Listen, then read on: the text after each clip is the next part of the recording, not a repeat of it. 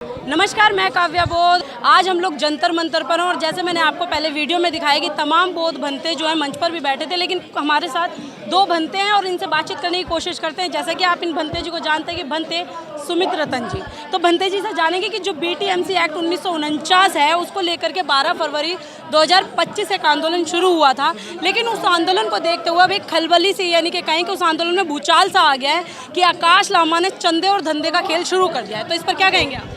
देखिए, आकाश लामा के कर्म उनके साथ हैं, हमारे कर्म हमारे साथ हैं। हमने जंतर मंतर पर पूरे भारत के बौद्धों को, सभी संगठनों को बुलाया है जो यहाँ आए हैं। हम लोग मिलकर समन्वय समिति बनाएंगे, इस आंदोलन को बड़ा करेंगे, क्योंकि ये आंदोलन बहुत बड़ा नहीं हो पाया। एक व्यक्ति, एक संगठन पर्याप्त नहीं है भारत के लिए। यहाँ बड़े बड़े कद के लोग, बड़े बड़े नामचीन लोगों की ज़रूरत है। आज इस आंदोलन को 100 बौद्ध भिक्षुओं की ज़रूरत है, 1000 बौद्ध उपासकों की ज़रूरत है जो संरक्षक मंडल में बनाए जाएं, तब जाके ये बड़ा आंदोलन होगा। अकेले आकाश लामा की दम नहीं है। और हम सब लोग मिलकर के, हम अकेले नहीं, पूरा बहुजन समाज, पूरा बौद्ध समाज, सभी बौद्ध भिक्षु और सभी बुद्ध विहार मिलकर के समन्वय समिति बनाने जा रहे हैं और अब हम लोग आर पार की लड़ाई लड़ेंगे। लेकिन अभी आपने एक सवाल खड़ा कर दिया यहाँ पर बहुजन समाज बोल के, लेकिन देखा जाए कि लगातार बहुजन समाज का नारा देने वाले लोग हमेशा जो OBC समाज के लोग हैं अक्सर दलित समाज पर शोषण करते हुए नजर आते हैं, तो वो कैसे बहुजन बनेंगे?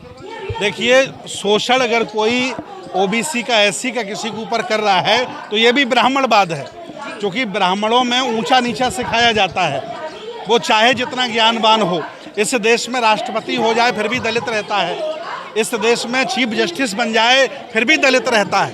तो ये दोष उस OBC का नहीं है, SC का नहीं है, वो ब्राह्मणवादी व्यवस्था का दोष है, जिसके खून में वो व्यवस्था घुसी हुई है, इसलिए वो अपने भाई पर अत्याचार करता है। और मैं दावे के साथ कह रहा हूँ कि जिस दिन वो बुद्ध को, अम्बेडकर को समझ जाएगा, वो कभी भी अपने भाई पर अत्याचार नहीं करेगा। लेकिन भंते जी, अगर हम बुद्ध की बात करें तो बुद्ध की अगर विचारधारा की अगर हम बात करें, सही तरीके से अगर बौद्ध भिक्षु जो हैं वो बुद्ध धर्म का प्रचार तो नहीं कर पा रहे, जिस तरीके से हिंदू धर्म के जो ब्राह्मण हैं वो अपने धर्म को लेकर के बहुत प्रचार करते हैं, उस तरीके से। देखिए, एक आदमी स्टैंड गन लेके घूम रहा है और हमारे पास लाठी है, तो बताइए स्टैंड गन वाले को हम लाठी वाले कैसे हरा सकते हैं?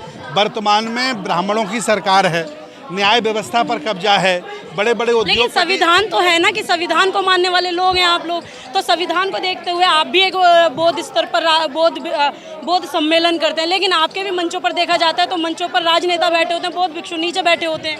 हमारे यहाँ सबको बुलाया जाता है, समानता से बुलाया जाता है।